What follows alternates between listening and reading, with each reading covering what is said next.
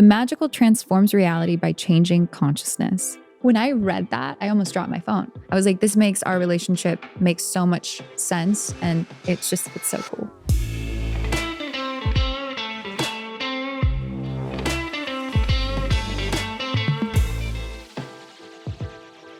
Hi guys, I'm Alexis Wren, and welcome to Easy A, where we help you get that easy A in life. And I have with me Allie Michelle. And today we are talking about Archetypes. People are like, oh no, is this a horoscope thing? Yes. Yes, but no. But yes. But no. Different. Completely different. So we actually did a Warriors workshop off of this. You found it. Where'd you find this? Or how did you find this? I initially found this in writing because I wanted my characters to be more than three-dimensional. And so I wanted to grow beyond the hero's journey archetypes, which is like the fool, the sage, the villain, et cetera, et cetera. And so I read Women Who Run with the Wolves for female archetypes, and then King, Warrior, Magician, Lover for male archetypes, so I could write male characters that weren't completely and totally flat or just playing off the damaged part of the female psyche. But it's a very short book, and so I wanted something that expanded on it, and my friend introduced me to this book called Awakening the Heroes Within by Carol Pearson, and it goes through the 12 major archetypes that exist within our subconscious. And we talk about this all the time, but like over 90% of our actions are ruled by the subconscious, and you don't know what you don't know. And for me, looking at things in terms of, oh, that's just the character that's being played out right now, is a lot more healing than, oh, that's how I'm behaving or that's who I am. Yeah, that's so like damning in your own psyche. You're just like, ooh, another loss, another win, as opposed to, oh, did I think that that was helpful to lean into that archetype at that time or not, and then play off of that, those types of conversations. It feels a lot better. Yeah. Personal. And something Clarissa Pinkola talks about in Women Who Run with the Wolves is we all have our unintegrated animus or like little monster. But if you love your little monster, the little monster will love you back and actually help you be able to manifest things and take them from formless into form. So when you see someone who has a lot of dreams but can't bring them forth, a lot of the times it's because the psyche is so split.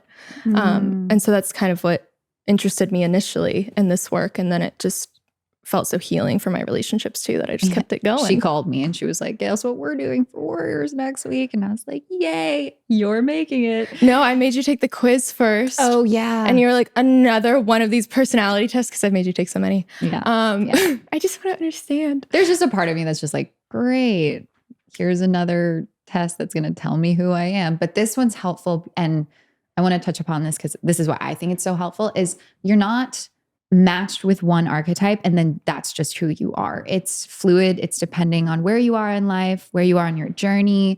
It depends on who's in front of you, what other people bring out in you. And so that's what I love about this, is that they're all just tools, and you might be integrating one more than the other, but it's not this cemented identity quiz that like a lot of them sometimes are. So I love that because there's so much room to grow. And then now you're looking at all of the archetypes as something that you maybe aren't connecting with or deeply connecting with. And it just, you go in waves in all of it. And I love that because I can now look at everything and see what's helpful and what's not helpful. But let's get into the 12 archetypes because everyone's just like, what are these archetypes? Okay. The first one is the innocent.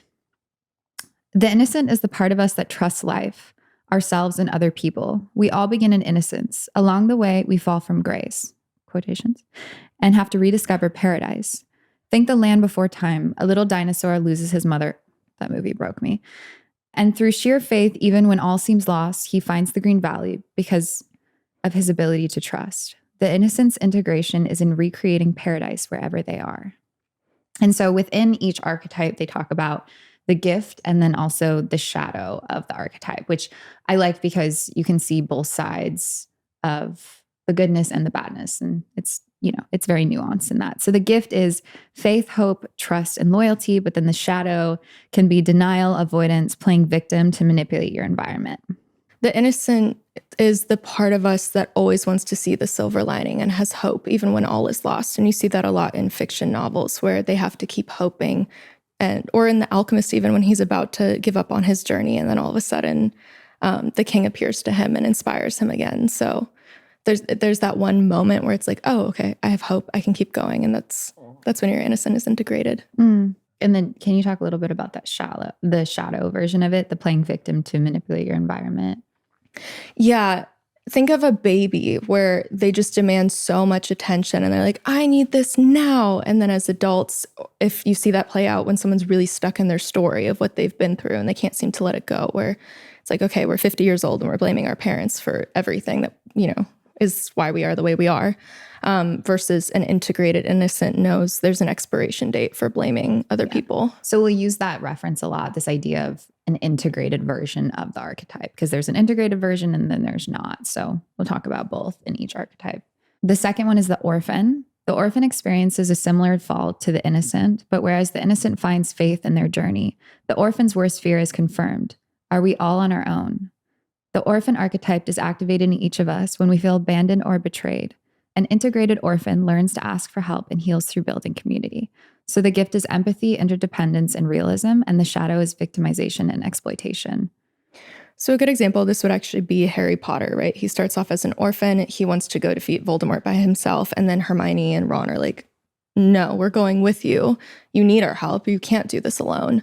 And by allowing them to help him, he integrates by building community and being able to receive support. And then talk a little bit about America specifically, because I love how you talk about each. Yeah.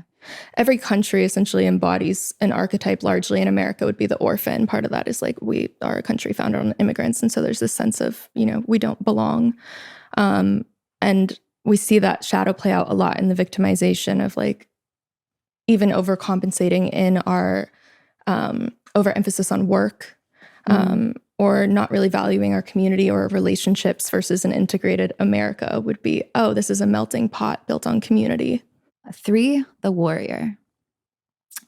The warriors are willing to risk everything to defend their kingdom and honor. They protect the weak from harm. The warriors within each of us calls for courage and integrity, the ability to fight when necessary and for what matters. The well-developed warrior is necessary to protect our internal boundaries. So the gift is courage, discipline, skill, high level of assertiveness, and asking for what really matters. The shadow is ruthlessness, obsessive need to win, use of power for conquest. So a great example would be in Game of Thrones. Arya Stark is a warrior when she's training with the Faceless Men. It's like there's this unshakable will that she has to find within herself, and she has to go back and get her family, and nothing will get in her way. In our personal life, Dariush would be a good example of like, this is the person you run to when shit is hitting the fan and you need to feel safe and you need to feel protected. Or like Danny, ours brother. Yeah. What was my reading for the warrior? Was mine in there or no? Most of yours were pretty even, and then it was extremely high for the ruler. We'll talk about that. Okay, 4, the caregiver. The ideal of the caregiver is the perfect caring parent. They are devoted, nurturing, and loving. Caregivers begin by taking total responsibility for a learning or a healing situation. If they have a well-developed warrior archetype within, they will set healthy boundaries within their work. In community, they make everyone feel like they belong and are safe and at home. So the gift is compassion, generosity, and the shadow is suffering martyr, devouring mother or father, guilt-tripping, enabling. So this is an archetype that used to be very present for me with you actually in our teens, and that your mom really embodied too, of this, the self-sacrificing mother, where it's endless nurturing. Like, I, will do anything for you. You can have my left arm if you want. Yeah. Whatever you need. That's also the shadow of it, is they have very porous boundaries. Mm-hmm. So they have to learn to be solid within their own energy. Yeah. And I love how within this, it talks about like, if you've integrated the warrior, then that will be integrated into the caregiver, and then we'll give you, so it all like goes into each other, if that makes sense. So I love that as well, because you'll hear that throughout the different archetypes.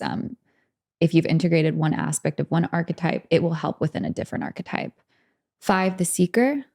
The quest of the seeker begins with yearning. We don't have a name for what is missing, but we long for that mysterious something, a hidden treasure, a fairy tale love. They're always looking for a better future or a more perfect world for utopia. Gift, autonomy, and ambition. Shadow, excessive ambition, perfectionism, pride, inability to commit, and addictiveness. So a good example of this would be Frodo in Lord of the Rings, where he's seeking to go find this ring for some greater cause.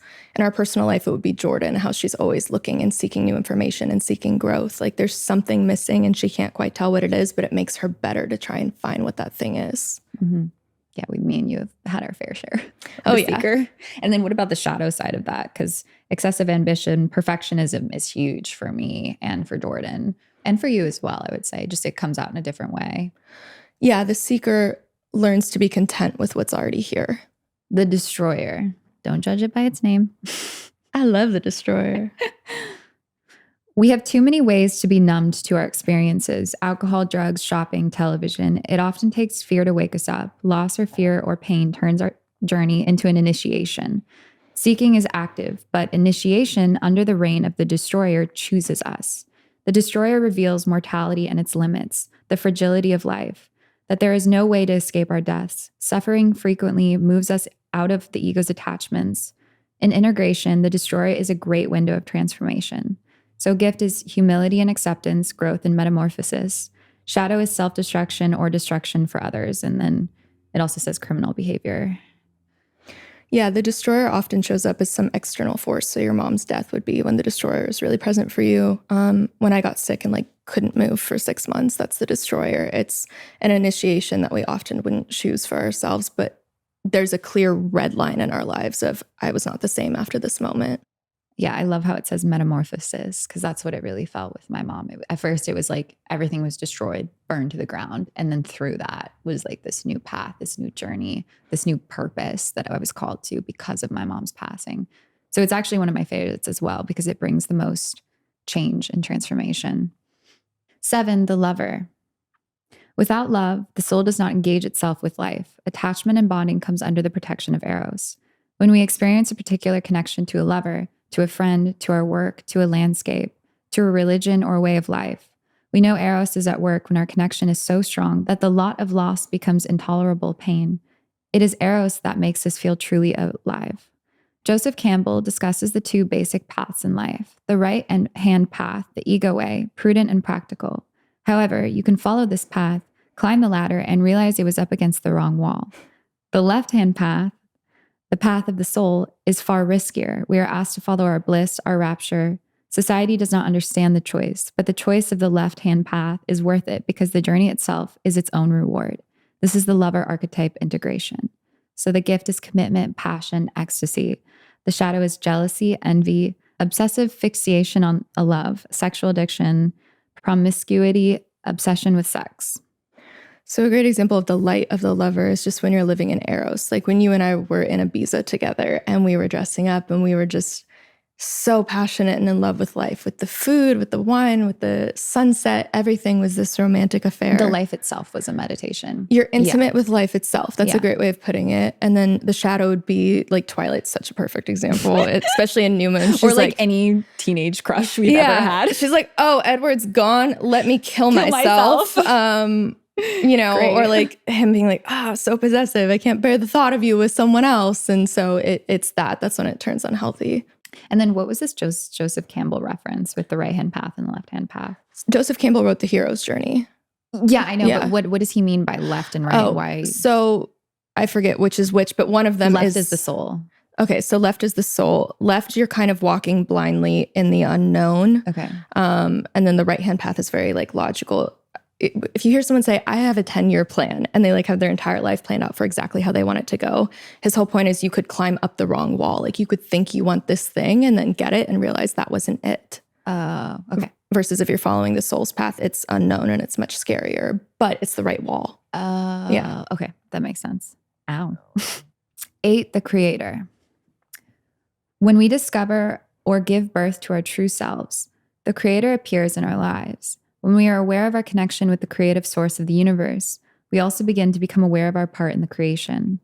The creator archetype is when one becomes consciously aware that it is their soul that creates their life, not their ego. The soul may choose experiences that are not ideal for the ego, but for the soul's growth. The more in touch we are with our souls and with the natural order of the cosmos, the more in touch we can be with the creative parts of ourselves. By envisioning the future we want, by embodying this archetype, we consciously create our lives. Gift is creation of life, work, or a new reality. And shadow is inauthenticity, miscreation, failure of imagination, negative circumstances, limited opportunities, and workaholism. So the creator would be, Bria is a great example, someone who manifests things at an insane rate, where it just seems like, oh, life comes so easily to them, but the creator archetype is just really present. The notion of miscreation is really interesting, though, because, you know, have you ever had like fake fights with someone in your head? All the time. That's miscreation. So instead of using your imagination and your emotional energy and your power to create... I go all the time. Just like, as if it's like every a trophy. Day.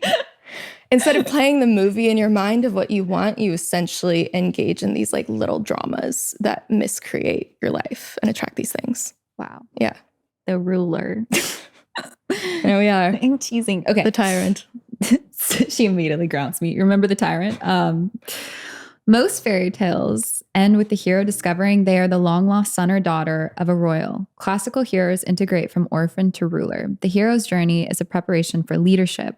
We become the ruler by taking complete responsibility for our lives, not just our inner reality, but also for the way the world mirrors that reality. The ruler is a symbol of wholeness and achievement of the self. The ruler claims power, only rivaled by the magician archetype. Sorry, you'll see why I'm giggling soon. The shadow ruler attempts to control others and has an inability to trust the process. We want more power for the sake of power, status for the sake of status. We are cut off from our more genuine and human urges. Shadow rulers are ogre tyrants operating from scarcity. Gift, concerned with the good of society or the planet, manifests the dream world for the good of all, takes responsibility for the state of life and integrates into wholeness. Shadow, controlling, rigid, tyrannical, manipulative. So just an easy example, the light ruler would be Ned Stark in Game of Thrones, if he's all about doing the honorable thing for his people and he never breaks his word. It's just what's of greatest service to my people, even if it means getting my own head cut off. Spoiler, sorry.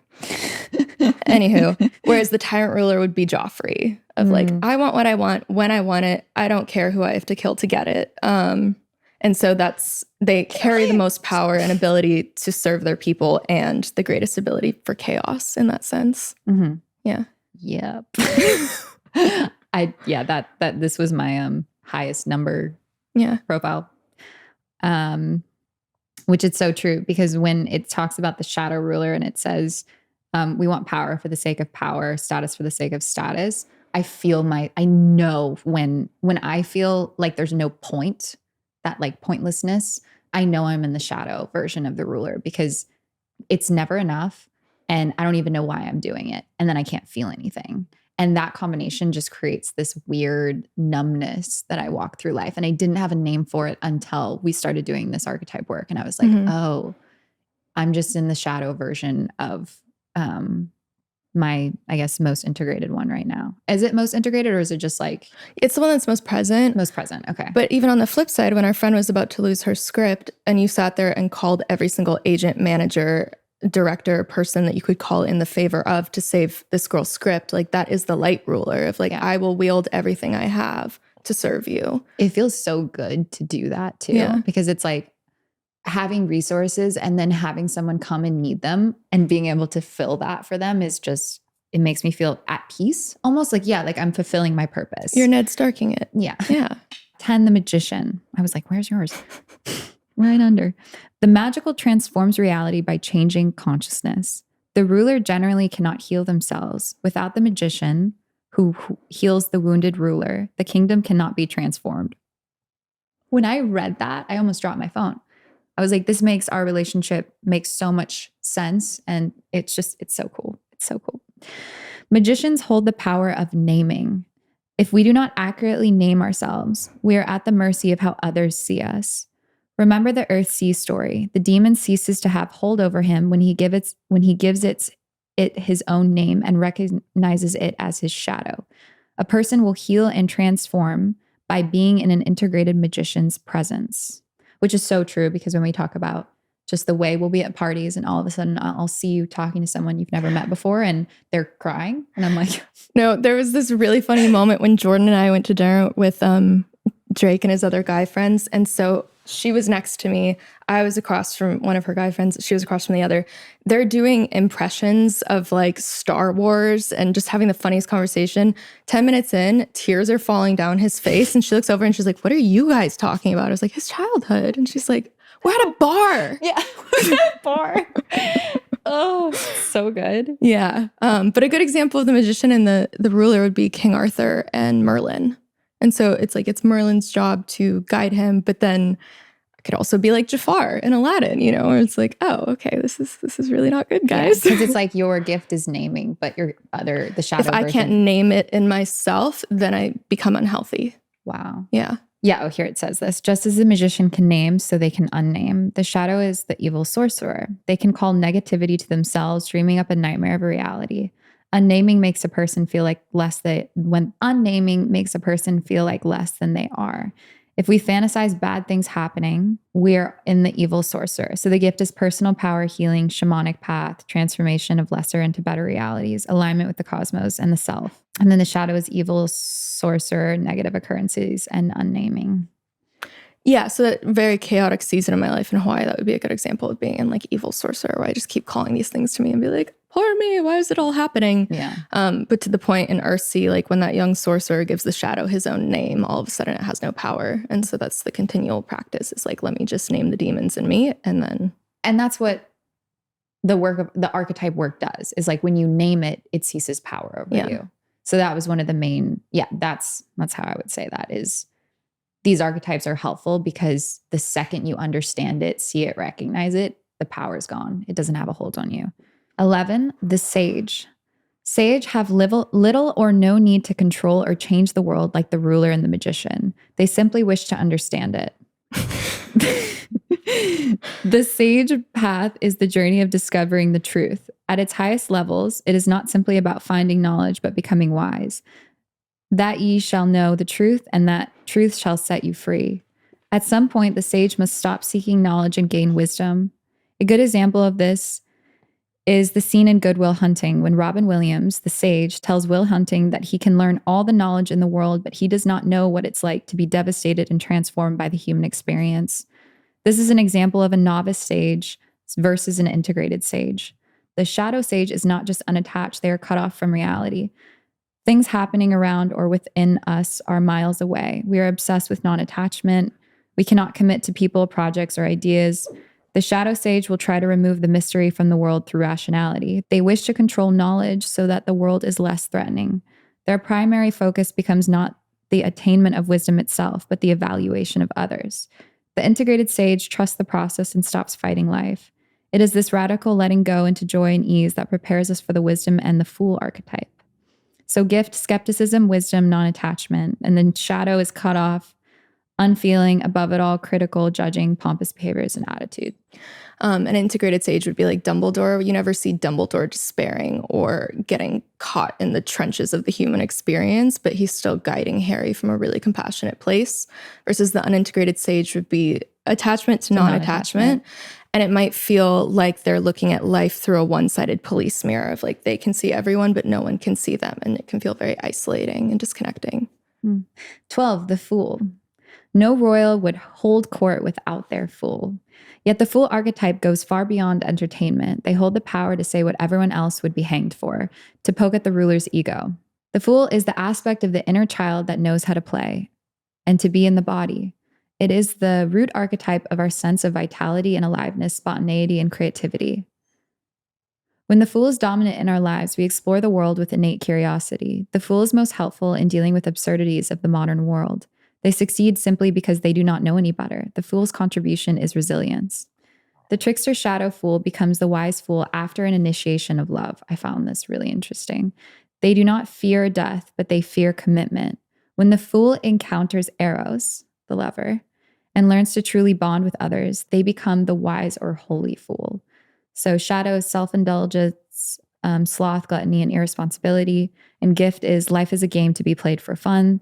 The fool finds a way around any obstacle. They experience life as a celebration and live completely in the moment. Yeah, so the wise holy fool would be like Rafiki in The Lion King, where he's absolutely hilarious. He talks in riddles. You don't really know what he means, and he's whacking him with a stick. Like, yeah, the past can hurt. Come on, buddy, go back and be king. So it's from a very playful place of wise truth, whereas trickster energy is kind of the con artist. It's the shadow, like in The Princess and the Frog, the shadow man. That would be the trickster. But what is interesting about the fool is they don't really take life sincerely. And so until they're brought to their knees by love in some form or another, they won't be connected to life. Yeah, because it's almost like they feel like they can bypass. They can bypass it. Similar to the sage in a way, where there's like this, even if it's not conscious, but this trying to bypass the humanity through like luck or the sage jokes. would just be like the sage is so neutral that they just aren't getting like in it, feeling the mess of the human experience, versus the fool is so far removed, kind of like someone who takes too many psychedelics. They're like, none of this is real. Reality doesn't exist. It's all a matrix. Ha ha ha. But then they don't care about what's actually happening in the world. And so until it feels personal to them, they won't integrate into Rafiki. Thank you, Disney. Yeah, you have so many good examples.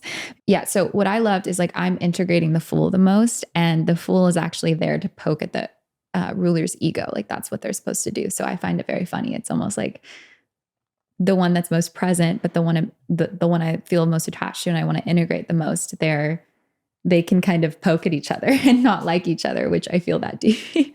Well, even R's the fool, and that's something Carl Jung talked about, of show me who your lover is and who your close friends are, and I'll tell you the shadow you're trying to integrate. And between R and all his childhood friends, it's like they're all the fool. Yeah. And even just like people that I've looked up to recently and that I just love, like a Duncan Trussell or a Mr. Brainwash. It's like they love really, all those guys. I love them so much because they've been able to like, they're definitely integrated fools where they have this just innocence and playfulness that I think I lost for a while, because finding your place in the world but it feels very serious. And then you lose the playfulness. So getting back to that, my curiosity with the Jack Sparrow, the fool, the archetype has been so fun, because it's just like, oh, I get to play in this now. Yeah. You know, the ruler, it felt so serious. And you know, when my mom passed away, it was like I was on this life quest to like give what my mom wanted to give to the world but couldn't. But now that I've healed that, it feels like these two bridges coming together to then complement each other in such a beautiful way, because I can be that ruler, I can help people, I can be there for communities, whatever it is, however it's showing up. But then I have that fool card to come in and be like, let's laugh. Do we need laughter? Because this is serious, but we need laugh. You know, we need laughter, and we need, we need to just have more fun. Right, Chubbs? And she's the fool all the way through, to be honest with you. Yes, you are, Munchkin. But yeah, so there's a few questions at the end of this. This is actually from a workshop that we created for the community. So there's questions at the end of this. And I'm going to read them out loud, and then you can answer them and I'll answer them. Oh, okay. Yeah, why not? Okay. I want to see what your answers are, because I don't think you answered these. I don't think so. I don't remember what the questions are. Without overthinking too much, notice which descriptions you are initially drawn to. Archetypes are a wonderful lens to look at our life through, because instead of identifying as a specific thing, we can allow fluidity within our identity and acknowledge which character wants to come out. You mean beyond the one that's most present? Yeah. Yeah. I'm definitely drawn to the lover. Like I'm seeking that intimacy with life again and that passion for life again. Which archetype were you most intrigued by? And then which were you most repelled by? Probably the orphan. Like I'm really trying to obliterate any sort of victim story attachment to my personal history whatsoever. Mm-hmm. Yeah. Probably the seeker or the creator, just because the shadow of the creator, just that victimization and like not taking responsibility for life as your own creation. Yeah. It's really triggering for me personally, just because growing up in that, like, woe is me. This always happens to me. Why does this always happen to me energy? Yeah. For sure. Okay. Last question is, which archetype do you bring to the following categories? Money, love, dreams. I love this question. Money is definitely the warrior. Like I definitely have a strong will career-wise. What was it? Money, love, dreams? Yeah. Money, love, dreams. Love is probably the lover and the caregiver. Yeah, like a blend of those two. The caregiver for your dreams? No, for love. For love, like it's okay. a blend of those two. And then dreams, I think the creator, the magician. Yeah. Money would be probably the ruler, I would say. The ruler or the creator, but the integrated. Love would be probably the innocent. Dreams would actually probably be the fool. Like I really want to have fun and play with my dreams as opposed to it being so big and heavy. And if I don't accomplish it, then I don't accomplish, or if I don't fulfill my journey. Mm-hmm. I feel like, all right. did we cover We most covered of a lot. it? Yeah. That's also, so the book is called Awakening the Heroes Within by Carol Pearson. If anyone's interested in diving more into it, and this just scratched the surface. Each of these archetypes has like 12 to 15 pages, and you can take the quiz that's in the book and figure out which one you are. So cool. Yeah, well, guys, I hope you learned something. Something. Maybe. All right. That's all, folks. That's all, folks.